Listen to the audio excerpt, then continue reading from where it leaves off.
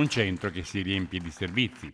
È quello che accade a Puos dopo la fusione che ha portato alla creazione del comune di Alpago.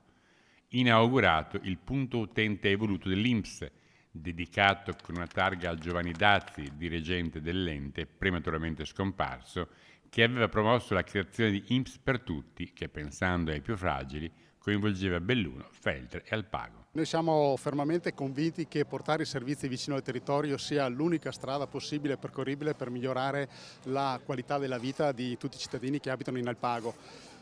Questo nuovo sportello, questo nuovo punto evoluto INPS servirà appunto per avvicinare i cittadini a tutti i servizi forniti dall'INPS in una maniera innovativa e siamo convinti che questo farà sicuramente bene al nostro territorio. Dopo il punto ULS, questa volta tocca dunque all'INPS con il punto utente evoluto. In alcune zone, in alcuni territori, in alcuni contesti, oggettivamente l'INPS non riesce a garantire la presenza fisica. Allora il punto evoluto è la collaborazione tra INPS e altri soggetti, in questo caso il Comune, per realizzare una postazione dove le persone possono recarsi fisicamente e avere un'assistenza e si collegano ovviamente in maniera virtuale, quindi tramite un collegamento da remoto con l'operatore dell'istituto che tramite telecamera ha una conversazione, ha un chiarimento, può vedere il personale dell'istituto ovviamente la posizione del singolo e poter ovviamente fornire i chiarimenti, quindi è comunque un contatto diretto con l'istituto.